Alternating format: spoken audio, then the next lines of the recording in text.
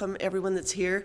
If you are here from the public, would you please make sure you sign in so that we know who is in attendance? That will help us. I guess should everybody sign in or just? Okay. At the end of the meeting, if you'll sign in. Sandy, Janine Allen asked that when you're approaching the end, that somebody text her, she can manually lock the doors from her phone. Perfect. Do you have a number for it? Yes. Okay. Thank you. I'd say lock them right now. Yeah. Okay, all right. We're so glad that you're all here. This is, we've got some big things to discuss, and hopefully we can move that a little bit farther down the road. Yeah. So I'm gonna turn the time over to Nolan to start the discussion. Do we need to approve the agenda by Oh, Jan? do we, I don't know. Do we need, it doesn't say it on my thing. Do we What? need to approve this agenda? So moved. I'll second that. Moved and seconded that we approve the agenda. Those in favor say aye. With the, May, with the striking of number Striking three. of number Yeah. three. Okay. Okay, those in favor say aye. Aye. Aye. Thank you. Okay, It's I not on think here, first of I'll all, we'll go to hopefully the short discussion. And Commissioner Watterson reached out to me last week about the solar project that we've got before us that the council needs to make a decision. He had some good points, so I asked him to fill us as a council in on the direction the commission took, so we'd understand, because I expressed, basically our concern was the unlimited scope and size that it could be, so if you can help us on that, that would give us some insight. You know, our discussion, I went back and listened to the council meeting and the discussion that you had on what zone we should look at large-scale solar and you discussed that maybe this ought to be in ag. We discussed that and I put forward the idea of having it in the industrial zone more than anything, that it needed to be a big lift to get to that point. And so it's just not a conditional use in the ag zone, that it really needed to have some weight to it if, you know, because this, you look at this, it's a major impact. It is an industrial impact in these zones, and so the weight of putting something in an industrial zone is a pretty big thing, because there are other consequences, other things that can follow if we have an industrial zone. So I think that was my direction on it, and apparently I swayed these guys because that's the direction that what we sent to you was to make it a fairly big lift to get one of these large scale solar things through. And I'll just say, you know, as in my work, I travel the state and I see a lot of these projects, and a lot of them really look hideous, and I really appreciated the discussion that you had about our gateways to the communities, and I worry about that. I did just a cursory look through just a simple Google, no scientific research or anything, but I found lists of these projects that have gone bankrupt and some major problems in areas. And I'd seen the one down in Moroni, no, not Moroni. Is your microphone on? Are all the mics I'm on? sorry. Let's make sure everybody can hear. We are green now.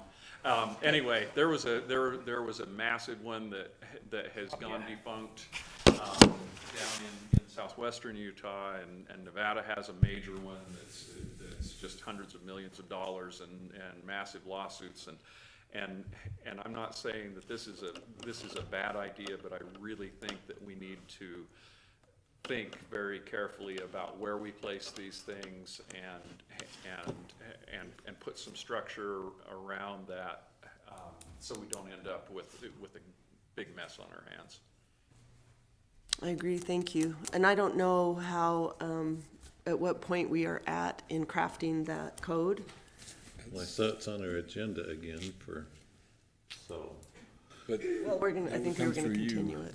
that would actually go through the planning and zoning Yeah. to change that. Yeah, it's been through planning and zoning. It's just been a pending action item on the council agenda. Yeah, that specific item, but as Yeah. far as changing this to industrial, That's what we sent to you. was, Okay. Our recommendation was industrial. yeah, well, that would be the It new- was a conditional use in multiple zones, and I think we were questioning should it be an A10 zone as one of those zones?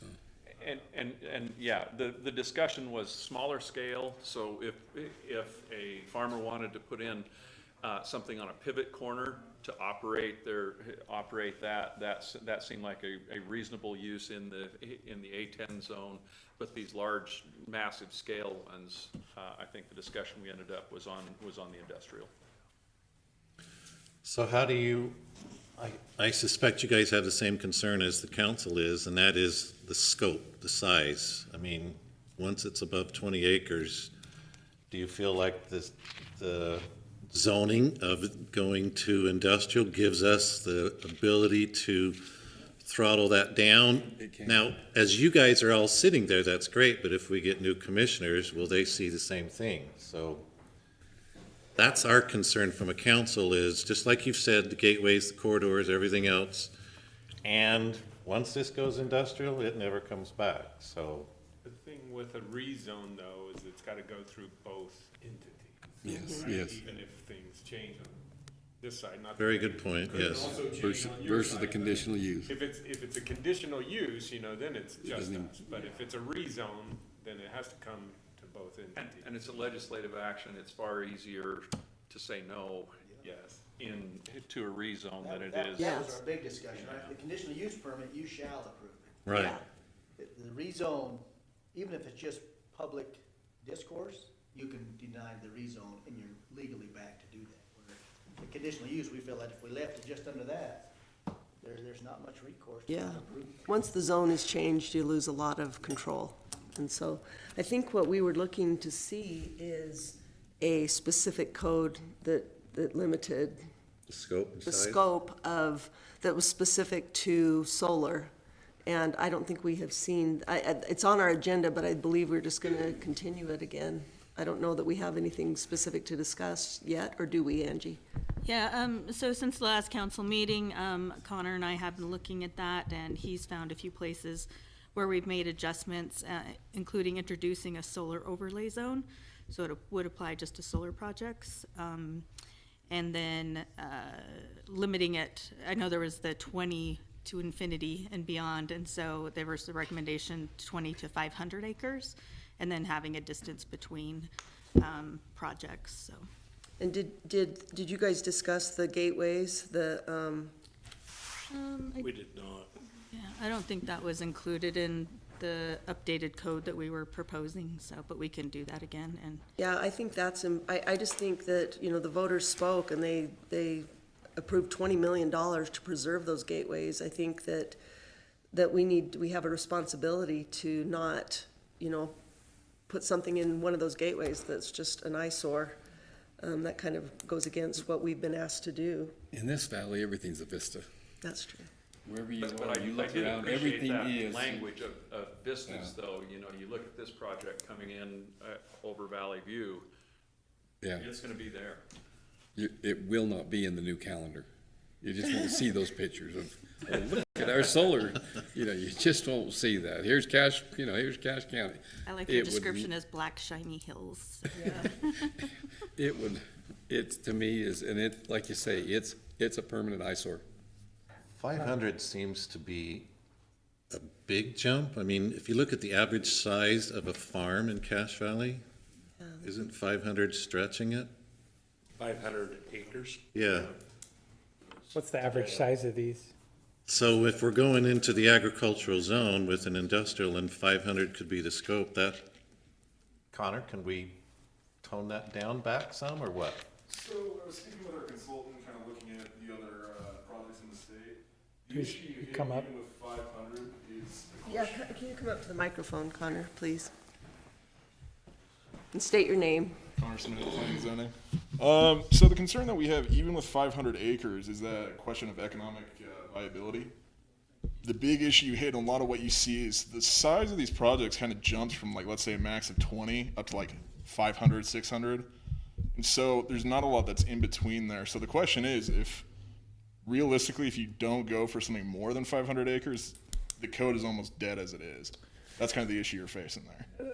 That's what I was finding, and that's why I think, did you guys get the email I sent out with the North Carolina example? They did 1,000 per parcel, and then if you combine parcels, I think they did up to 1,500.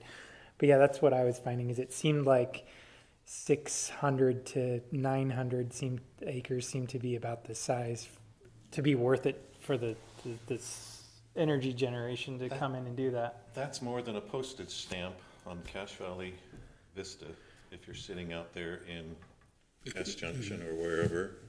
Well, wasn't it 1,100 acres that they were toying with between Valley View and the marina? It was Kind of runs my mind. It was somewhere in there. Yeah, 1,100 acres. 700? Yeah. Yes. By the way, can we back up and recognize this gentleman for watching one of our council meetings? Yeah. Like, I missed a council meeting and I don't always watch the whole thing, guys. Yeah, I'll read the minutes, but, so, I mean, thank you. Kudos. Yeah. Driving. And I think you bring up some We good, kept him awake while he was driving. This is boring. Yeah. I'm not sleeping to this. spirited discussion on solar, I guess. But, yeah, I think first, thanks for doing that, and also reconsidering the original proposal and going back, because I think I was more the one that was bringing up the zoning thing.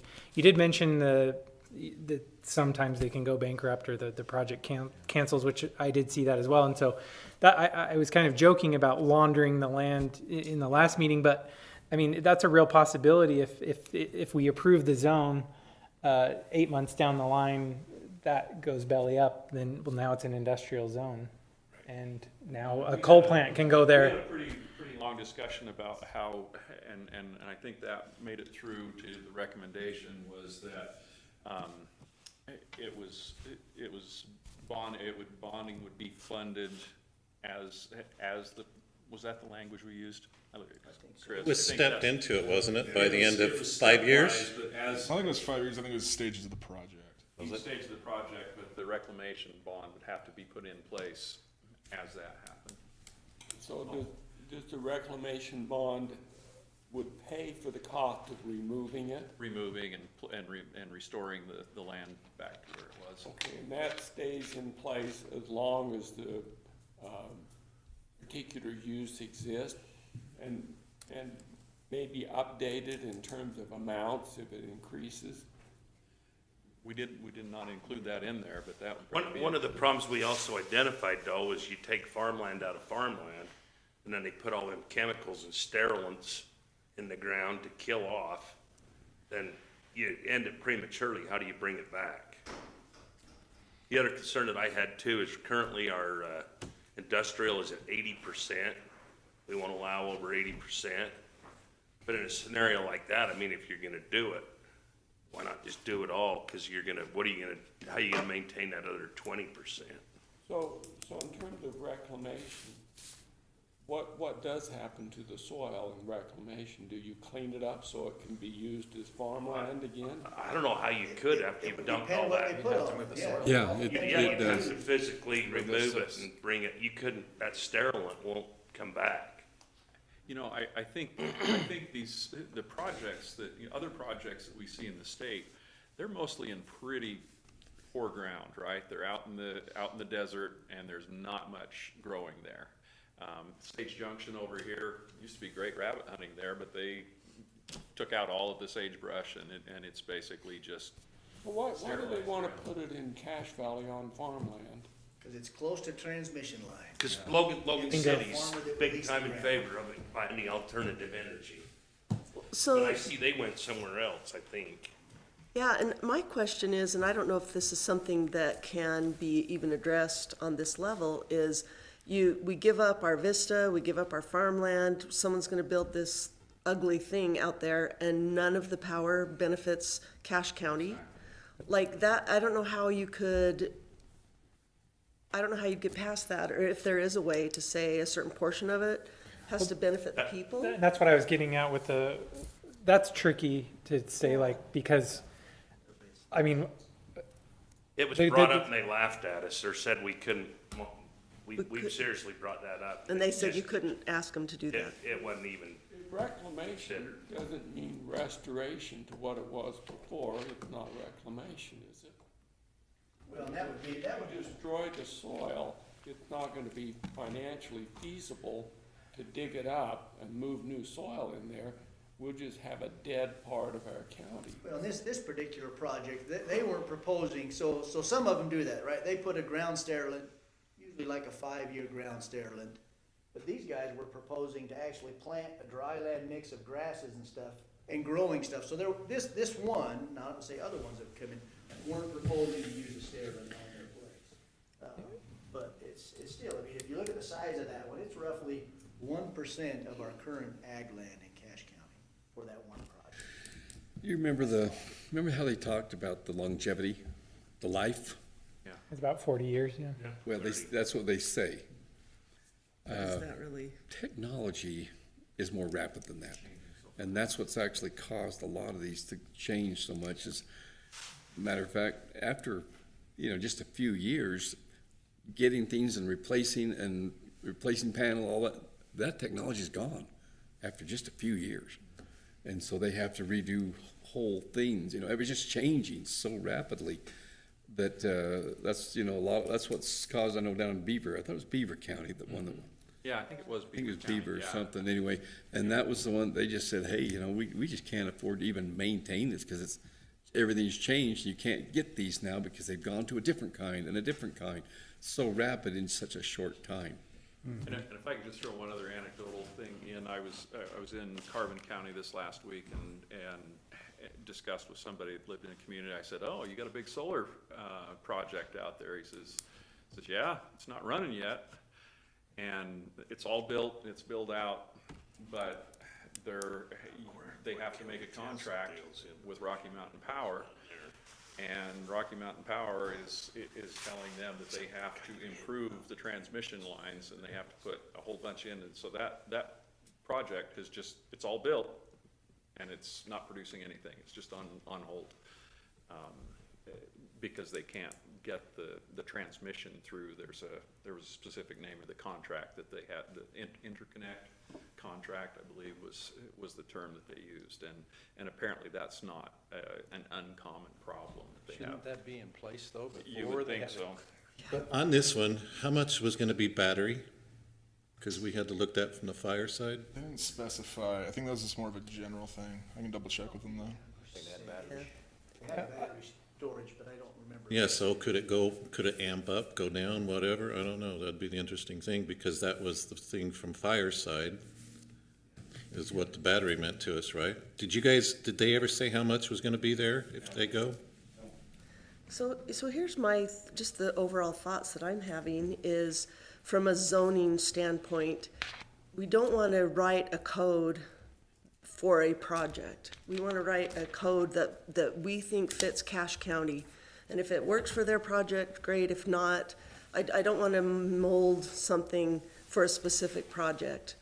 We need to have something that, if we don't want them on vistas and gateways, if we want to limit the battery, or if we need to have our fire department get involved in that, like, it needs to work wherever it is, if we even want to allow large-scale solar in Cache County. And I guess that's where we're, Stink Creek, yeah, right next to the landfill.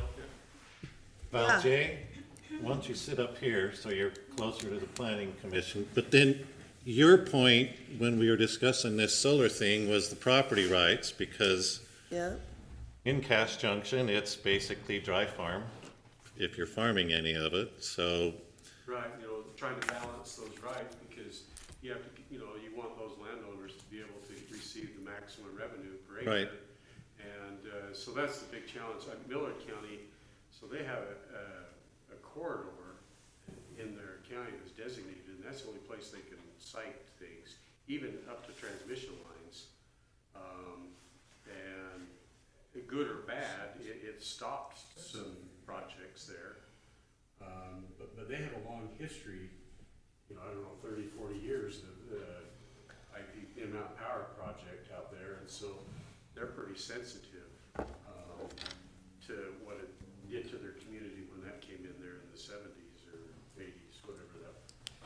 They're actually You shutting, remember that? oh yeah, and they're shutting down just like the day before Thanksgiving.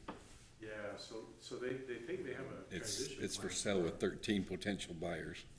But I like that idea of a corridor, like where in Cache County would we be happy or acceptable with having a solar farm? Like, is that something we want to That discuss? would be our issue, is if you talk to any solar proponent, right, it needs to be where that transmission. Where the line lines is. are. That's from North Logan, across the valley to Cutler, right where we don't want it. Yeah. And it's So right it may be that it doesn't fit in Cache County, those large solar just may not fit. I think the best place to put it in Cache County is over in Box Elder County.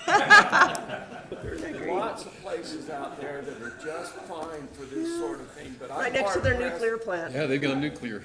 Seriously, Yeah. are we gonna put this in Cache Valley? 500 acres is five blocks by 10 blocks. When you look out over the valley, you see the square lake out there. That's relatively small compared to this. Well, the commissioners thought about that. I mean, I remember Brady saying, is this what we want in Cache Valley? So, is it? And the corridor idea, but just like you said, Nate, It'd have to it's, be in a it's over there. Everybody in Logan and Providence and North, well, dang near everybody in the valley is gonna see it. I do think we want to make it possible for the smaller scale stuff. Yes. Yeah, yes. I would say yes, but when I think in terms of reclamation, I mean literally reclamation, putting it back the way it is.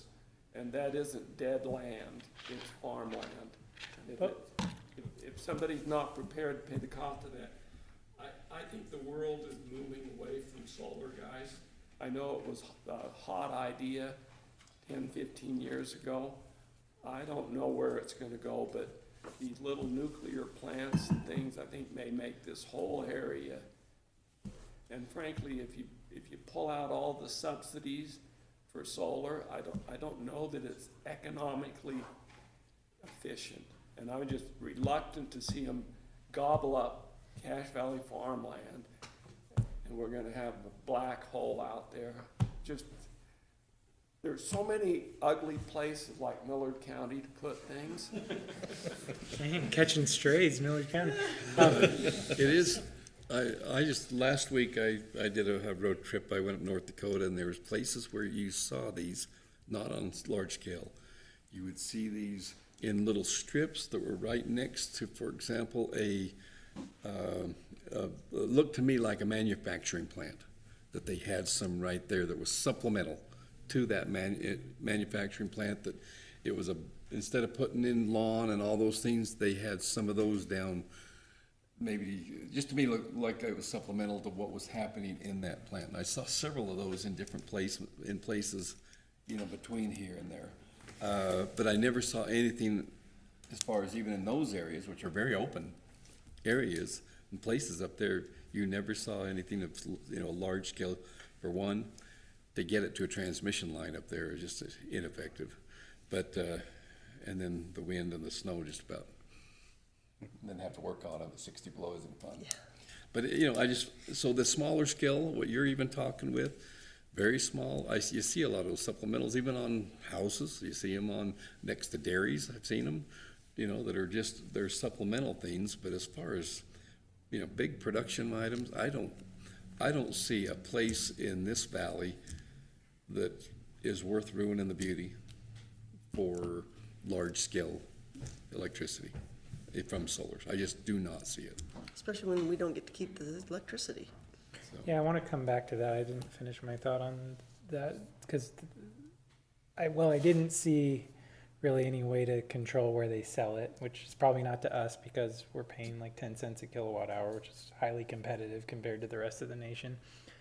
There is often a first right of refusal or right of first refusal clause where the local utility has the opportunity to bill for that or build any kind of transmission lines first. So that was in the example that I sent you. So we can't totally rule out revenue. Plus, there's the point of the property owners' revenue as well. I know how y'all like personal property rights. I love them. I know, it's a tough deal to balance. So given that, can we tighten it up through corridor and or scope or size? Doesn't seem to work, but if we did a corridor on there, but then that puts it just like where Nate says, right in that area. Yeah. Well, you can make a corridor that doesn't necessarily have. Doesn't work for them, it doesn't Yeah. work. Is there a place in Cache County that would be, it's far enough away and it wouldn't be anybody's way and we would accept that? We'd have to know costs, transmission line costs. And I can't imagine that the power company, I don't know, those costs would have to be part of the developer's cost, I would think. It would make it feasible. Yeah, that's what I'm, because now that you think about that Rich County one over there, that's right next to a substation. And I know another ranch about 5 miles north of there, 10 miles, that's been courting them big time, trying to get somebody, and I don't know if it's companies folding, I don't know what the reason is, but it may be transmission costs, I don't know. But if I was a farmer of Dry Farm and I saw this come in next to me and heard what they were paying rent, that makes a pretty sweet deal for what grain prices and things are going right now. So in that tune, I'm trying to respect the property rights, but I get what the executive is saying. And personally, I mean, where in Cache Valley does somebody not see the whole part of Cache Valley? Well, Castledale is different down there, and I can't imagine they got that many transmission lines. I didn't look.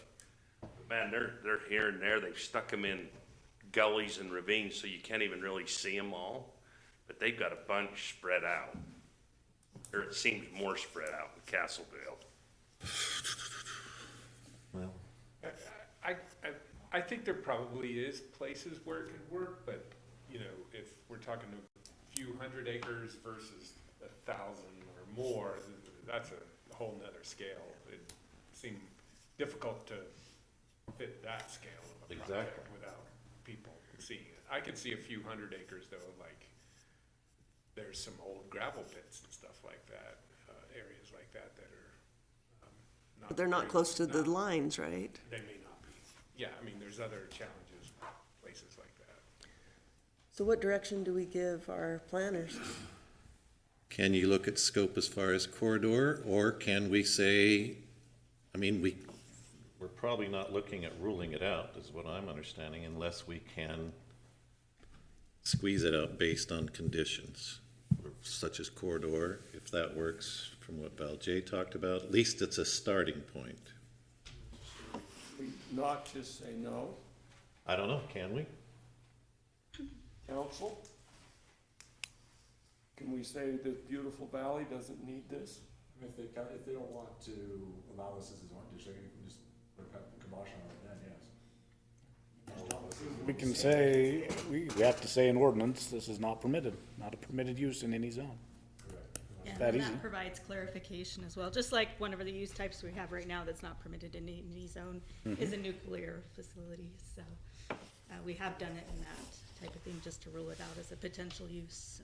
So let's chase that direction. You can say the larger scale option is, Well, I think that's what Connor was saying, is if you say under 500, then you're essentially limiting it to Well, in small. ours, you still could deal those 20 acres or under. in the Right. current Yeah, yeah. Draft, so over that would not be allowed. Non-contiguous acreage.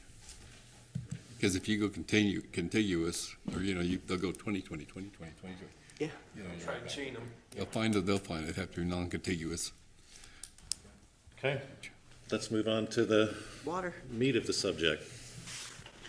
Mr. Executive, I don't know if you've been updated on what we've talked on before, but we're focusing on the fact that water is something that we all want to protect. So we're looking at all of these subdivisions. There's been 3 recent subdivisions applied to the county of 20 homes or more. So we're looking at addressing where the RU2 subdivision or zoning could be, as well as the RU5, close to a municipality. We already have that as a guideline for RU2s. And then as we sit and look at this water study, limiting to the maximum number of homes that could be built in unincorporated county to 7, right? 7 homes. And so trying to put the kibosh at 20 lot subdivisions because of the impact of water. We also want to talk about septic tanks where we can look at that. So I'm not saying we initiate that now, but I'm saying we need to be talking so that we're looking at some groundwater improvement. Do you have any input from that, Mr. Executive? I'd like to see development within the cities and not in the unincorporated county. So that's just a baseline with where I am. And that's where we're trying to get also, because these 20 lot subdivisions coming in the county just become a mess. The water engineer, and the rule is you can only draw enough water to water a 1/4 acre in your culinary needs. What that means is if we approve anything larger than a 1/4 acre, it's gonna be dry. And I also note that, as far as I know, they don't enforce that very well. That is, I see, go So I ahead. guess, kind of. So if you are an original parcel pre-1998, you can get one domestic water right for that parcel and for a home. But if you have a home with 5 acres and you drill a well, you can have enough water rights to irrigate that full 5 acres out of that well if you purchase other water rights and put them to that well. Right, if you purchase other water rights. Yeah, you only get the free, and most lots that are built have been split after that, so they don't get that base water right anyways, they're purchasing the water right. The base commissioners is get this? 1/4 acre, right? When I drive around and I look at homes out in the valley, I don't see Can we them get watering something just so they can be 1/4 looking at acre. it while we're talking? I see them pulling more water out than that. Yeah, in a lot of cases, and you would have to click on every one of those wells to see what their actual water right is. Right. Or they could have irrigation Yeah, secondary. yeah. Secondary, most of it's secondary. I understand that, but what I'm concerned about is approving homes with this minimal right, and then not having enough water and them drawing the water out, and the state not enforcing it. Is that an issue? Well, that's part of the reason we were looking at these bigger subdivisions. Do we require them to put in a community water system and one well that is now regulated by the state? And metered. And yeah, it would be metered also, because that may make sense long-term. And pressured for fire. Yeah, and then they have fire protection, so there's a lot of benefits to having that community system. There's also a lot of problems that come. with Skylar, community water you systems. want to voice anything here from the state engineer? Does them come up? Come up, please.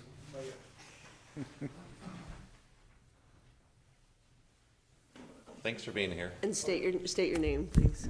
Skylar Buck, I'm the regional engineer for the state, and it's September of 1999 is the key date, and they can't have access to other water sources for that free water, quote unquote. And then, I mean, yes, there's Culinary, what do you mean? culinary, only other access to like culinary resources. Well, so it's set up that way. So like me living in Logan, my parcel is in existence. I can't just go file to get a well and draw extra water. That's what that's written in there for. But if you're living, for example, if you're in the county and you're living right next, say your land borders the city, If they will provide you with water, will, but most of these cities have got ordinances that won't. yeah, then we would approve them for the small amount of water. And then, yes, there's certainly a lot of people that do irrigate more. When we go up and prove up on that, we will inform them that they are exceeding. But there's probably just as many that are not irrigating as much as they have a right to. So you see both of them when you go out there. So it's on both sides. So it probably equals out, but it takes somebody smarter than me to go out and totally figure it out. Or meters, they aren't required.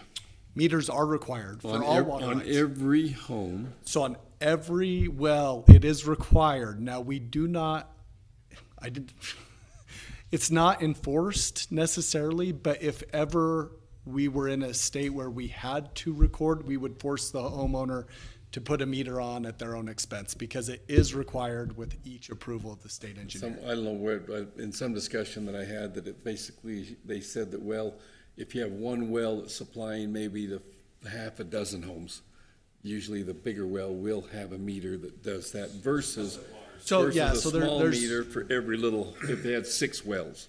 So yeah, Some a of them may meter's not. always required, but usually for a larger subdivision, so like, I don't know, Paradise West Homeowners Association, we're gonna require them to report to our water use program, which means that they're gonna have to have a totalizing meter, and they have to report that number to us every year, and we go out and inspect these systems to make sure that they are providing accurate numbers.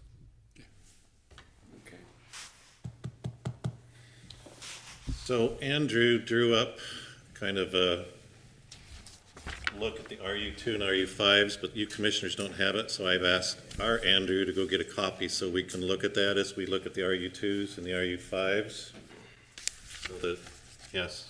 You talked also about if they were within a certain distance of a city limit, that they could petition the city to increase that, but they had to be able to hook on the city. Well, like we talked, I don't know of a city in the valley that wants to let water go outside of their municipality area. They would petition them to be annexed. True, we've asked that most of the time when we do the RU2s. You can't annex an island or whatever. Right. You gotta be right next to it to be That's what I'm eligible. saying is that we talked about it being, within a certain distance of the city annexation plan. And that's, to the executive's point, we'd want that within the cities, and so I believe, I gave my paper to Andrew to go make a copy. Andrew, what's it saying as far as the RU2, RU5s? Based on the last, conversation we had on this, again, this is just a draft, so we'll get feedback. Angie, I worked with Angie on this a little bit. Ultimately with the RU2 zone, I think the draft that's there is that the nearest property line of parcel under consideration has to be within a quarter mile linear distance from the borders of the municipality to apply. Now, there can be an exception to that, whatever you want. Someone can submit a rezone request on the parcel not within the required distance, only if the number of lots to be subdivided in the parcel is 3 or less. I don't know if that makes sense anywhere, you can change that or whatever else, but that's essentially the draft. That's what we talked about. So, One second. and for RU5, basically the same thing, only it's a half-mile distance from there, and then pick whatever number of lots. That's Brady? Nolan, I just think one thing that we should have in mind so that everything's uniform, it was interesting to listen to George on, talking about a quarter of an acre. Right now, to be legal, we allow, the code says that you can go down to a half acre. But then we listened to the guys from the Bear River Health Department, and on a lot of the current sewer systems, they're designed around having 1 3/4 acres. And so through all this discussion, it would be nice to see us kind of head in a direction so that all this stuff correlates instead of this one saying this, this, and this, and this, and this. River Health, you guys want to help us here on that? I think you came back to the type of soil was the biggie, right? Rather than lot size. Yeah. Yes.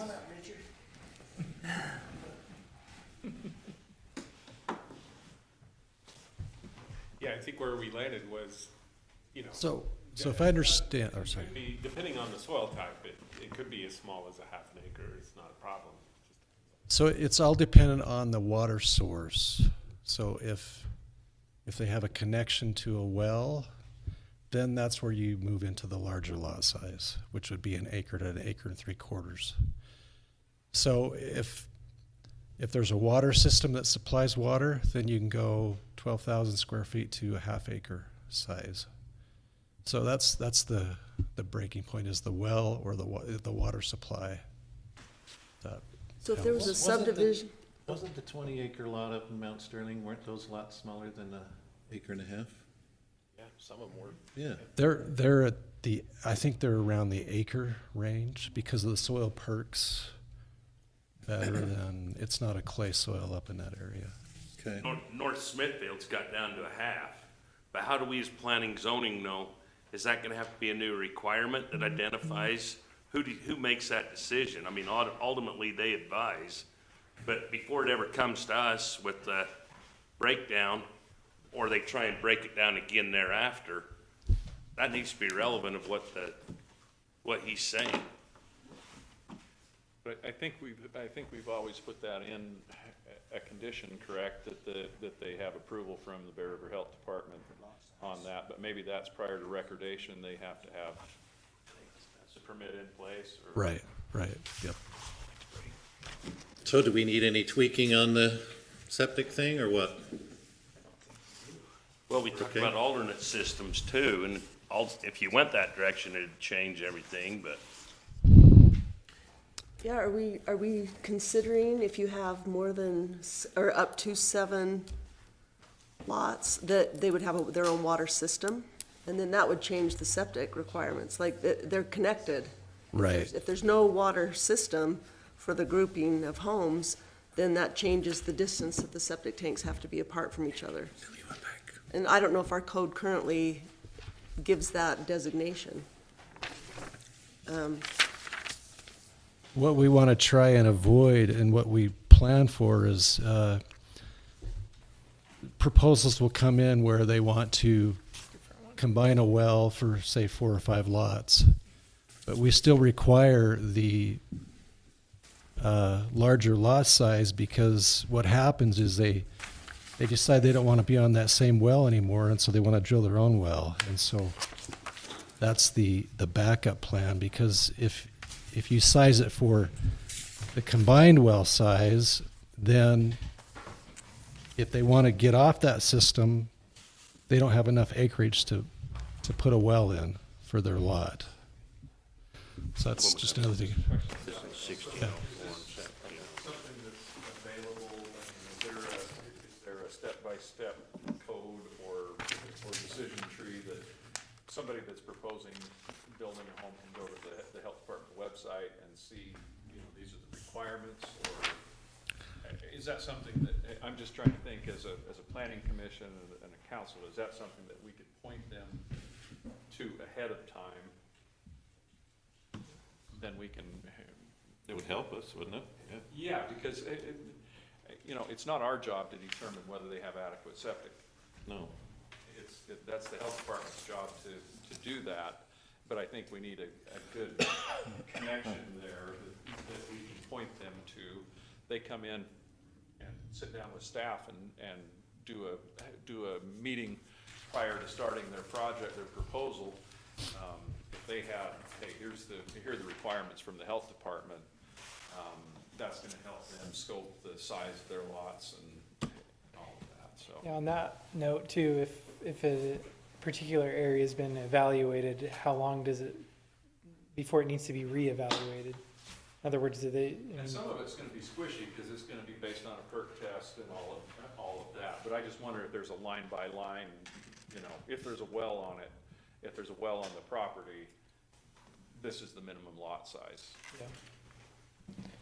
We can formalize that. We have, it's mostly just by educating them when they get their permit, but we can make that more formal. I think it would help, because when you see these subdivisions come in, the thing we get is the next door neighbors are saying, okay, what about my well, or what about this going in? Then they can click on something. We can at least say, hey, if you go to the Bear River Health Department website, click this, maybe by zones in the county, whatever else, I don't know, it would help on that. Just like you said, Mount Sterling, no clay there, so we should be good. And they've at least got, okay, I got a guideline of soil types or something. I'd also like to point out one more thing.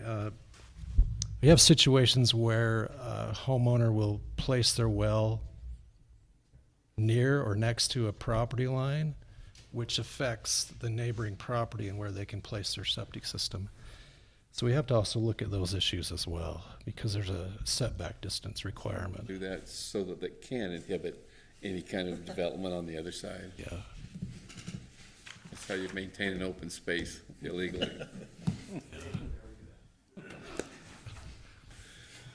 Did we discuss on the 7 max houses of a water system based on so many houses? Because we talked source protection before, right? Did we get anywhere there? 7 from the state, because because that's where they're not required. So that's what we If left it's it there. over 7 lots, then the state requires them to be a public water system. That's where that number came from our last. So we're staying away from the public water right now for, Until we have that groundwater study. till the groundwater study. That's a good idea, so thanks for reminding me of that. Well, maybe I'll just jump in here real quick, just to tie up on that. So I think the second document that's passed out was the first one we talked about the RU, stuff with RU2 and RU5, right? Right. The second one was subdivision stuff, and kind of tying into the 7-lot question here. Draft I was working on with Angie again, that you'll see here, probably the fastest way is just go to the Bethlehem version in the back, right? And the draft form. Basically, this was trying to incorporate some of these comments from before. First off, we talked about, as part of the final plat, they want to have actual water in sufficient quantity and qualities. That was put there under the water requirement section for the new paragraph 5. Paragraph 6, we talk about, for subdivision over 7 proposed lots, that must be within the local municipality's annexation plan. And then additionally, to kind of solve for just a proposal, the second where the water questions get brought up about districts and everything else, they say that the requirement from the county could just be, hey, if you're gonna be over 7 lots, then you have to connect into. Thank you. That's the requirement the county's gonna put there to more or less keep growth by the municipalities. It's an idea to consider. So that's the drop that's there, so I'm looking. So, I have a question about the way it's written and the taking within a certain range of annexation. An annexation petition requires approval of a certain group of people. Correct. Are these people who are getting this subdivision within this location required to approve their annexation when an annexation petition is filed? No, so the way it's worked here is if you want over 7, you have to be within that annex plan. It doesn't say you have to actually be annexed, you just have to be within that, what's projected to be their annexation plan. That's what I'm saying is when they go to annex it, you're gonna need their permission. And we want these people to get annexed when, you know, so couldn't we put another requirement on here that, that they agree to annexation? When the time Part comes. of their approval, we. When the time comes, they were not Yeah. gonna oppose annexation. Yes. Or whatever. Actually, it isn't a question of opposing it, they need to join in it. But does that only go to the annexation committee if the municipality agrees to annex them in? Right. Yeah, but if they do, But if they do, Is so that we don't have a situation where somebody wants to annex on the other side of this, and these people are gonna oppose it, that block it essentially going. they all agree to annexation, and that part of our approval system is that they've agreed to annexation. if they're within the annexation, already identified annexation plan for that So municipality. that's something that the purchase agreement's gotta force say, the though, annexation. I protecting think that's where people you're from going. themselves. Is whether or not we can require that they would be annexed. Because we can't tell the municipality they have to annex them. Cause at the time of development, they're not even in the Well, if- picture. Yeah, we can't do that. But if it is in If their it's a future requirement. annexation plan, the likelihood that it'll be approved is a lot higher. Likely they would do it, but a current council can't tie a future council. For sure. But take for instance Wellsville City. Wellsville City had a moratorium because of water. So subdivision, this came before us and Wellsville was sitting there. First thing Wellsville's gonna say is, no, we're not annexing because we have a moratorium on water. So there are some conditions that would stop that if there is a moratorium or what the city is saying. Am I right? We did respect it around Mendon for a Yes. time. Cause Because Mendon had a Mendon flat had- moratorium and Right. we took that into consideration on the multiple items that was proposed out there or asked about. By the time some cities annex into what their current annexation boundaries are, We're all gone. it may be a different city that's annexing that area. I mean, every inch of the county, for the most part, other than the mountains, is in a city annexation zone. Yes, it's been mapped out. But it may be 150 years before Mendon gets north of Valley View Highway. What I'm trying to do is figure out a way to cause the annexation to happen. And I'm sensitive, Mark, to what you said is, can we legally require it? But it seems to me that when we have quasi-urban subdivisions around these cities, we want to get them annexed as soon as we can. Copies of this to Jason and to Build in a system Matt which Phillips. says, I'd like their comments about part of the plat approval is the people who buy the lots have agreed to an annexation by a municipality. George, the huge problem with that though is you develop 7 acres, 7 lots. You're the developer, so you're the one that agrees to that. Then somebody comes in and buys the lot from you. Who's gonna tell them? And then if they sell the house to the next guy. It would be recorded. Condition on the title. It would be recorded. That'd have to be it. That would be it. It'd be a running covenant on the title. That would be. We would want that to happen. I mean, but I But that their road's gonna be dirt, and they're gonna have septic, and they're gonna have wells, do all that. But the thing I'm is, serious. that is, but that's by choice. That is one of those sticks that's being taken out of property rights. Yeah. If you're willing to give that up, you know, literally, you're taking it away, you're willing to give that up so that, hey, you know, down the road that I can develop now, we can go, and then as things come in, apparently that owner was willing to give up that one stick of, that's a good to way to choose. express it, Dave. to choose whether they wanted to annex. I'm willing to give that up if we can get through these and set it up as is right now. Can I bring up just an angle on that? We've had situations where a city was more than willing to annex a parcel in that they were trying to rezone, but the applicant did not want to annex into the city because it cost more or whatever, their impact fees or whatever. I wonder if there could be language in the code where we said, if an adjoining municipality is agreeable to annexation, we cannot approve a rezone. That's the way I would like to set it up, and I would like to do everything we can to encourage people not to build in the county. A different rule where you're talking about a family that's running a farm that wants another house next to the farm, that's a completely different thing than a subdivision.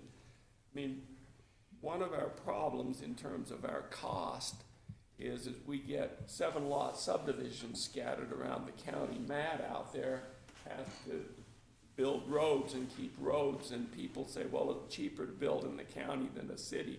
I don't think that's right. I think it costs all of us more money when people build in the county than when they build in the city. So I think we have the right to say, if a city's willing to annex you, You have to. you have to annex. We're not going to approve a rezone. Yeah, and I agree, it's a stick we take out of their bundle. If we say, if you wanna do a 7-lot subdivision, you put a covenant on that when a city wants to annex you, you'll agree to the annexation. It still requires a petition from someone, some neighbor or whatever is gonna have to make the effort to do it. But objecting to an annexation is not in the county's interest.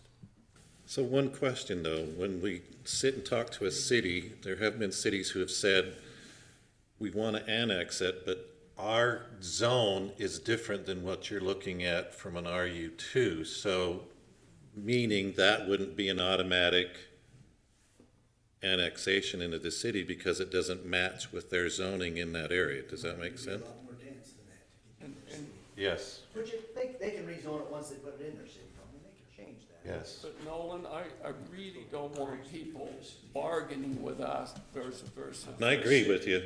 And so if a city says, we'll annex it, but this is the zone we're gonna put you in when we annex you, I don't think we wanna compete with a better deal for them than they can get inside a city. True. So, But that also goes back to the requirement, if there's 7 lots, that they have a water system that can be, wouldn't that be easier to integrate into the municipality when they are annexed? Yeah, and And so that would be another reason to require that, at the very first, is to Yeah. have that water system. I think that's the broader point George is making, is in the city, that's where the infrastructure is, with roads, with Yeah. water, everything. It reduces sprawl. I think there's a lot of reasons to encourage growth. And That's why that water code's gonna be so broad, right? It's gonna have to say, if it's next to this city, you gotta go with this design for your water system. If it's this city, you meet their design. I should tell you that one of the things I think about when I think about our financial situation is that maybe I should take the unincorporated area and make it a service district and have a tax on that service district to pay for the things that an unincorporated district cost the county as a whole to operate. that's a discussion for another day. Yeah, Well, that's a, it is. Well, we're walking into that discussion because we've got the fire district, which basically covers what you're talking about, that we gotta come up with. It's a real serious problem because Totally. we're, as we spread things out in the county, we have more and more cost of those, and yet we're taxing the people in the cities to pay for those things. But that's, and one of the biggest costs is roads. But most all those county roads are used from one city to another city. yeah. And, those are the things that are around, and that's when we try to define, saying, hey, it costs so much to be out there in the county. In reality, it costs a lot to get from this city to this city through the county. You would have to make some kind of an apportionment of the cost of those roads to reflect that. But if you put a set of houses on both sides between Trenton and Clarkston, or Clarkston and Lewiston, and you put houses on both sides of the road all the way out, it certainly increases the use of the road. And if we're cheaper than a city, then we've got a problem, because we're gonna drive people to build in the county rather than in a city. And then we're gonna be picking up those kind of costs. And the complex accounting that you're talking about, David, I agree with you, it's complex. But Matt can tell you that the more people we load out in the county, the more our roads are gonna get used, and we're gonna have cost, rather than just communicating between two cities. At one time, we talked about having an impact fee on developers. When they go develop a lot, there's an impact fee that the county assessed, like cities do, to help cover these costs. Is that a viable option? Yeah, it is. And having an impact fee that says, we've got a road that we built that beside your property, so you're gonna pay an impact fee to put a house there, is allowed. And I'm not trying to be unfair with people in the unincorporated area, but I'm also not trying to be unfair with people in the city who are paying county taxes. Yeah, I think equitability in taxation is a discussion we should have, and it's a worthy goal, and I agree with all that. I just want to go home before 7 tonight. It's a worthy goal that can, I hate to say it, it'll never be equitable. 100%. But we can get closer It'll be to it. proportional. We can certainly get closer. Yeah, well, yeah. So when is our 6-month moratorium? That's great. They're going to move to Franklin County if it's too expensive.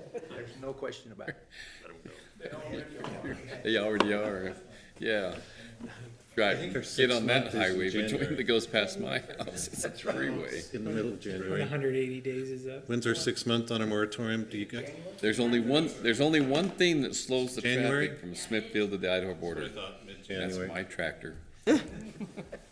Anybody in the audience have anything to say before we continue on? We appreciate you guys being here. Anybody want to make a comment? Please do. It helps us in this. Jordan Mathis, Bear River Health Department. In line with what you all are talking about, we've already developed a standard. We have a multiplier. The Board of Health developed a multiplier. How long ago was that? 2 years ago or so?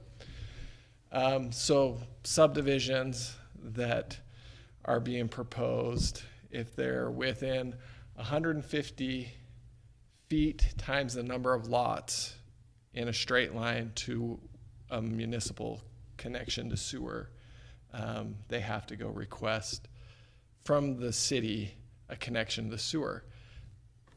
Our experience is sometimes the cities still deny that connection.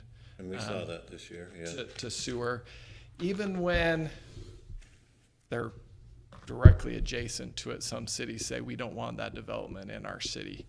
And so we're trying to encourage it as much as we can, and we put that multiplier effect in place across all 3 counties. But I wish there were a perfect way, because I do think that there's a better, cheaper way to development that protects groundwater and resources a lot better than a lot of septic systems in our community. So we do have that in place. I just wanted to put that on your radar. Thanks, Jordan. Fire, do you guys have anything to say?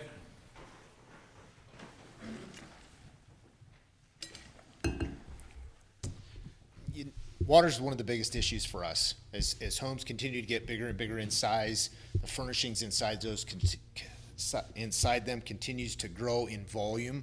The water requirements continue to escalate through that process. A fire that used to take or a house that used to take about 833 gallons a minute to supply is now upwards of 1,200 gallons a minute to supply. And so having these communities that are more and more remote from pressurized water sources becomes very problematic for us. We made the commitment as a county years and years ago to rely on tender task force. That will only support fire operations for a very limited period of time, hopefully long enough to search the space and remove any occupants that are in there. But as far as being able to compete with a pressurized water source, it is not possible. And so I hate to burst bubbles on that one. I'd rather have very plain and direct conversations about that. When we talk about having these 7 residence communities put in their own water source, that makes a night and day difference to them. If we can connect to that and continue to flow at the rate that's required, we can save properties. If we can't, then what we do is we save adjacent properties, and we lose the primary in the process. So I have a question. Have we looked at all the alternatives that there are to protect these dwellings against fire?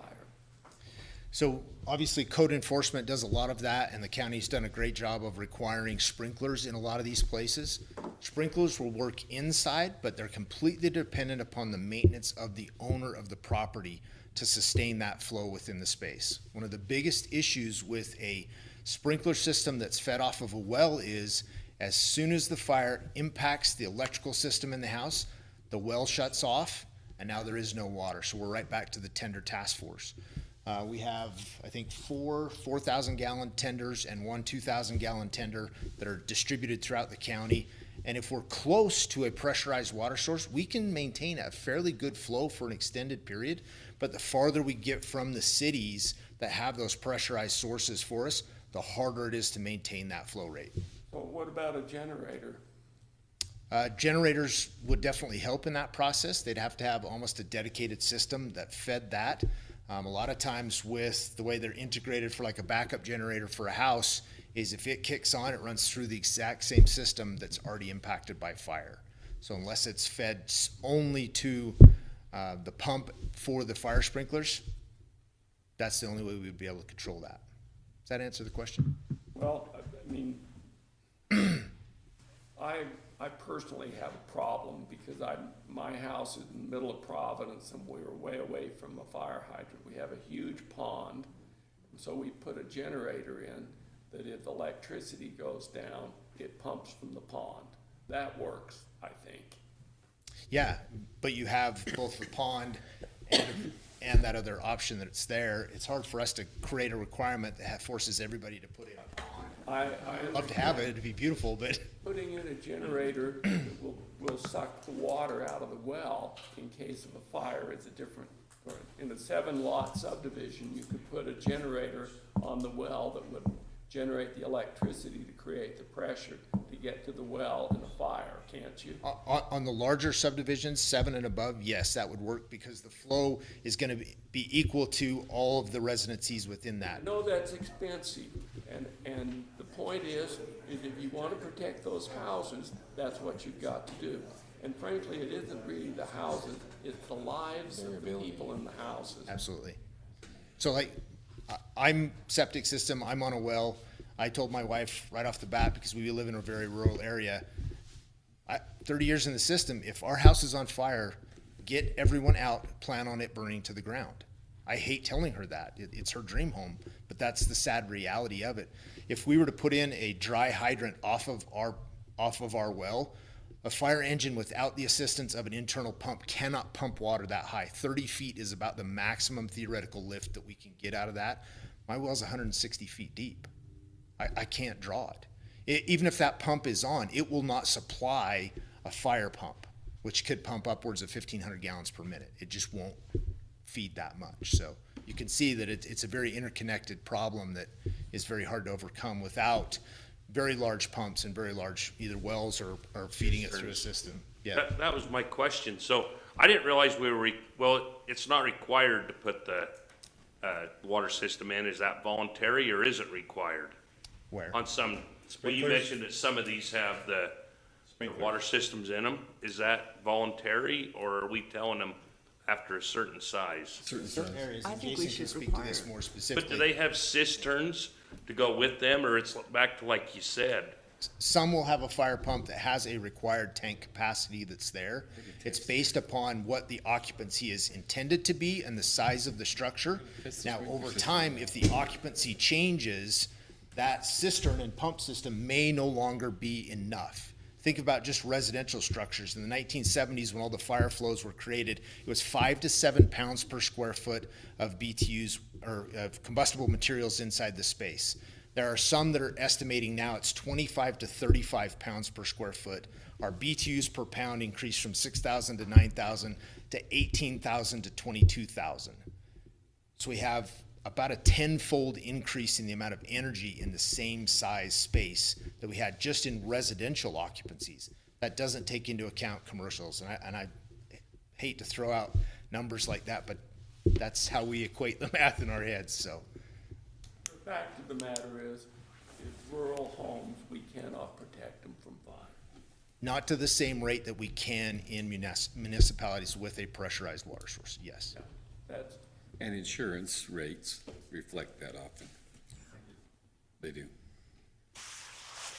Well, you didn't have that discussion with your wife over Valentine's Day. I have it down there. So I think Luckily, I had it before we ever dug the hole, so. we kind of narrowed it down. I feel like we need to have something concrete before our moratorium is over. And the way Andrew has this drafted, if you want a subdivision of 7 homes, you have to be within the annexation plan of a municipality. And we're talking about having some kind of a requirement to agree to that annexation. And then also, I think they should be required to have a water system so that it can be integrated into that municipality. I think the 7 But and is- under, we talked about, we wouldn't require Yeah, that. no, but anything over 7, well, 7 would be the cutoff. Well, 7 puts you virtually in any part of the unincorporated part of the county as far as annexation zone, because every city's marked their annexation zone. So really what we're saying is the 7 lot has to be A10 because we're not going to rezone it down to an RU5 or an RU2. So 7 lot subdivision is in A10, and they've got to give us 70 acres. And so, but we're, at my point, Sandy, we're not asking for a water project in these 7 lots, because if it's 70 acres, that would be an encumbrance of who knows how far in bringing it. Unless they cluster them, like, because sometimes they say, Could, but- well, I've got 70 acres, but I'm putting all these That's why I homes think 1 to acre have- to apart. have all those variables into a code by January, It's not gonna happen. I don't think so. And that's a lot. So what can we do when that moratorium's over and people start flooding the development services with plans? Legal, Extend it. legal, can we extend it, or what do we do on the moratorium?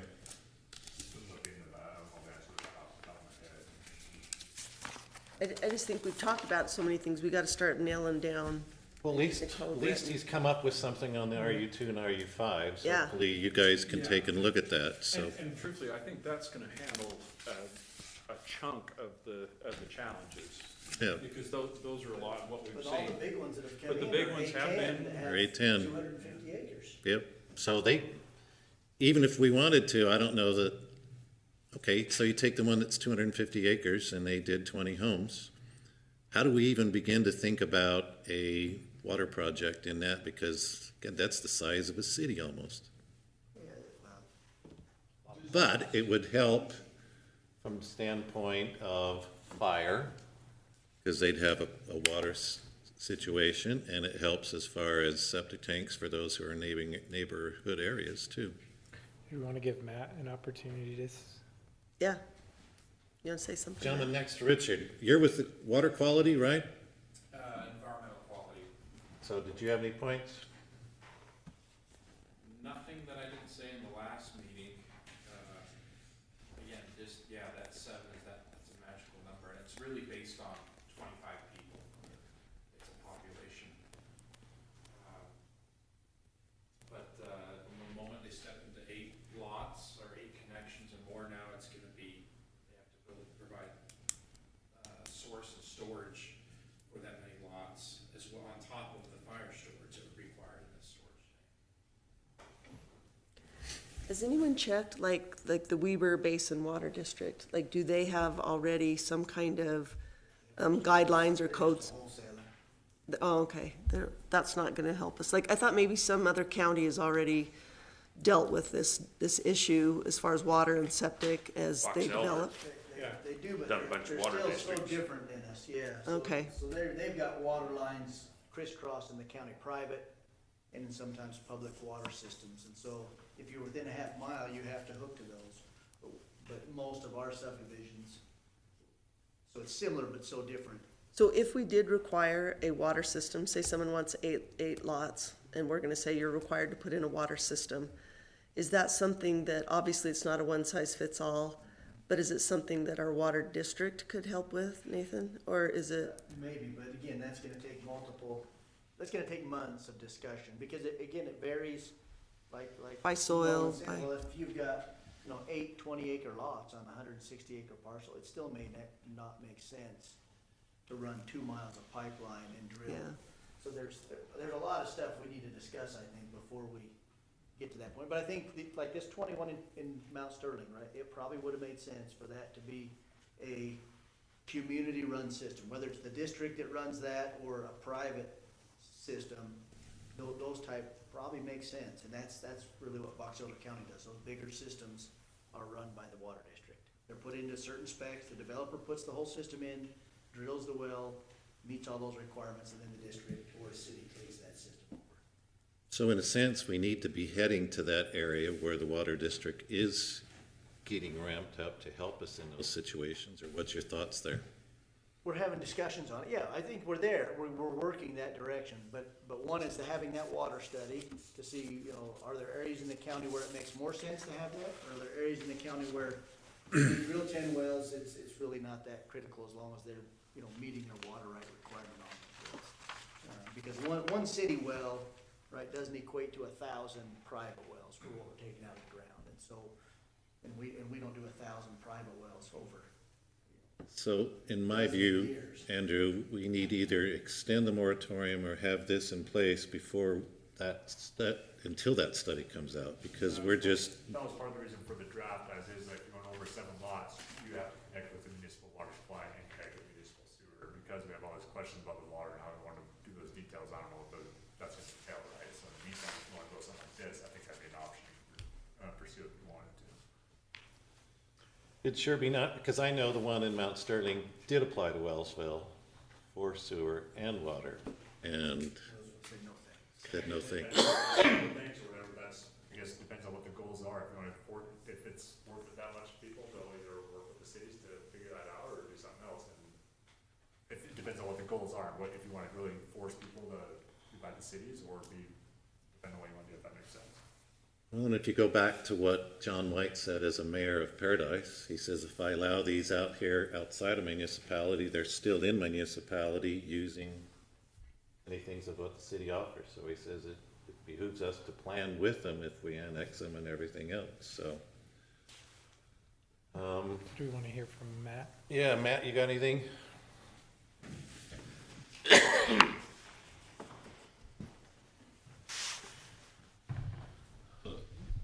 Matt Phillips, Public Works Director. I don't. We've had this meeting a few times, Nolan, but I do think that I look for Benson, and Mr. Watterson lives there, right? They're in the unincorporated part of the county. They have a water system. They have fire hydrants. They have all that. It's not the water district, but it's still a water system, and it functions well. They have the fire hydrants. When people come in near Benson, they're able to hook on. It changes things. So I think you got to start somewhere. So, you know, for me, it's hard to think that we let someone build right next to Logan, but they can't hook onto Logan's water and they can't hook onto Logan's sewer when the sewer, you know, runs from Smithfield all the way to Logan, because we're collecting all of Smithfield's, and then it's piped all the way through the county to Logan. And you think of Millville, right? Millville piped their sewer down the highway out through Hiram and around. So it seems like we have water and sewer going everywhere, but each city kind of says, nope, this is mine and no one can touch it. And so I think eventually, if we want to keep some space out in the county, you're going to have some kind of sewer water districts, and the sooner we start that, I think the better off we are. So. Boy, that just got deeper from what Nate said too, on getting this all drafted, so. Yeah. That's a lot. But I do see the roads and the fire, you know, we work very closely together, and that's the same thing, right? We're fighting, how do we get fire trucks to these areas to fight fires? Where can we have fire hydrants? When the county built their facility in Richmond, we had to have a 30,000 gallon water tank, you know, so there is cost, but fire is important, and I see Jason's need out there. There's a lot of these homes are very rural. The roads aren't always great to get there. Their tenders are trying to go up and down, making sure that he has all that. So I support Jason in trying to get more fire hydrants and different things out there, and I think the cities need to help us a little bit with all their water lines that are going back and forth by helping put some hydrants and different things, but. Brady? Nolan, I don't know if that one subdivision still out there has a fighting chance, but I feel very strongly, I know that the law's changed recently, that we used to be able to tell subdivisions, you know, we gotta go over this and this and this, but now I think it's one stand and we gotta approve it. And I know that the subdivision on that, well, above the dam wasn't totally legit to start with, but we can't allow that many homes going out there with one access. Not at all. Andrew, we're to the point that we're good on standing on that, right? Of course, that's outside the subject. I don't know if I should bring that up now. Well, water, you talked about fire. Yep, okay. We'll leave that off, but looking ahead, I mean, and I still understand they weren't approved coming in, but probably should have never heard them from the start with. I've said that from the get-go. So we need to. It took too much time of you guys' time and ours, so.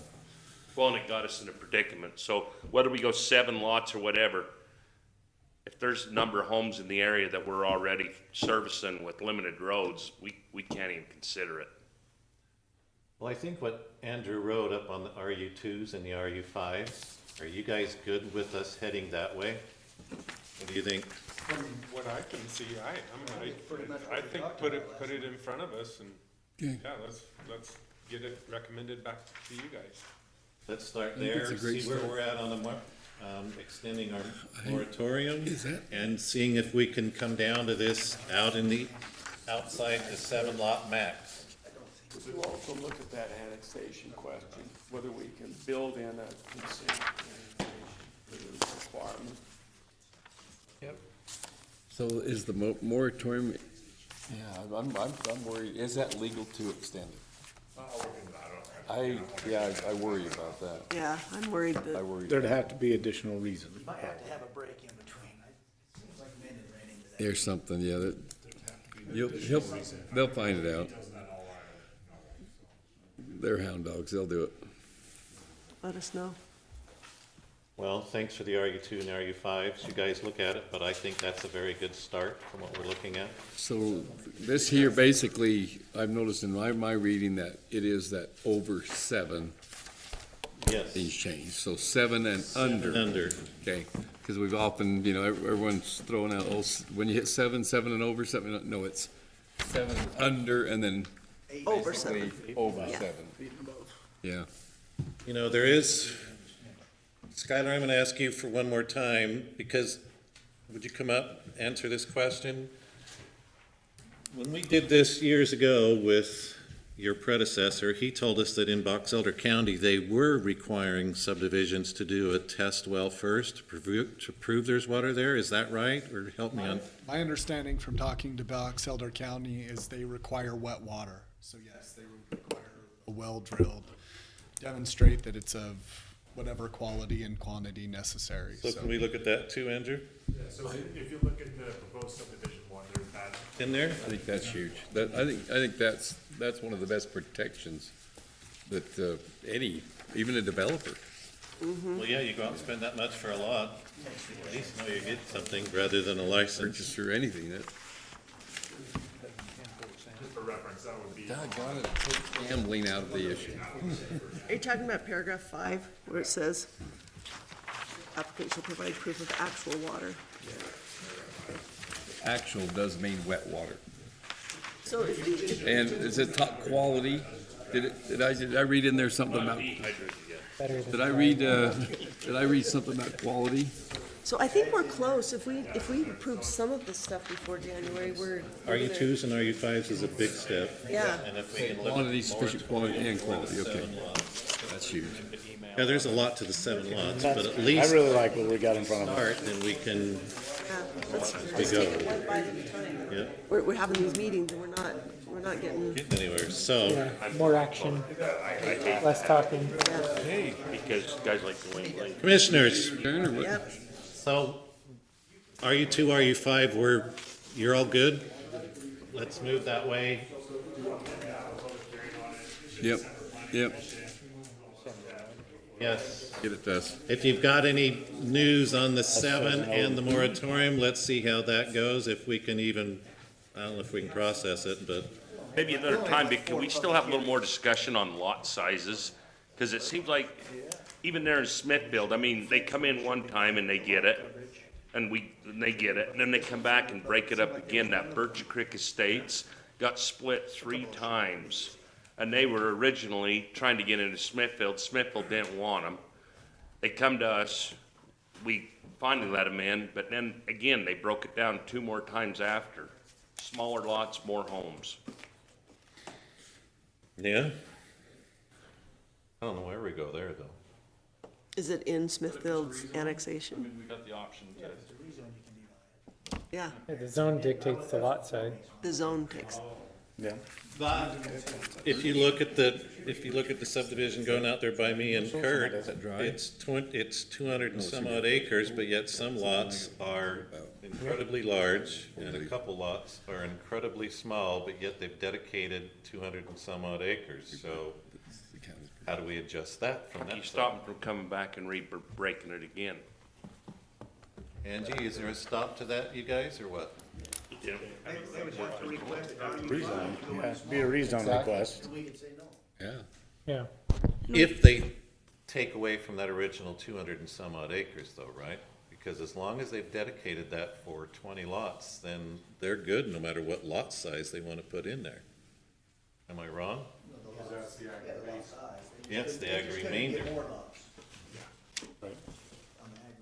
Yeah, one option might be to, you might remember a couple of years ago, in A10, we stopped taking out like sensitive areas and road dedications from the net developable acreage and just let them have their density based on gross acreage. So we could always reverse that, and that could, take steep slopes out, or take wetlands, open water, and any road dedication out of their net developable, which could reduce their number of lots by 2 or 3, depending on. So your office is impacted on the next Planning and Zoning Commission on this RU2, RU5, based on what you've seen. Are you okay with that steaming forward? Yeah, we sat down with Andrew and looked through it, so, Okay. we tried to work through all the scenarios, so I think we're. Any other comments from you guys out there? Anybody else? I will say thank you for being here, especially to the Planning and Zoning. You got all 7 of you here. You guys are awesome. Yeah, thank you The for what you council, we do. appreciate you. You don't get enough thanks. You don't get enough pay. We know that, but We should have brought donuts, yes. tacos. There you I go. like this guy even more. Don't forget to text Janine. Oh, yeah, I'll do it right now. Motion to adjourn. Okay, thanks, guys. We'll see you.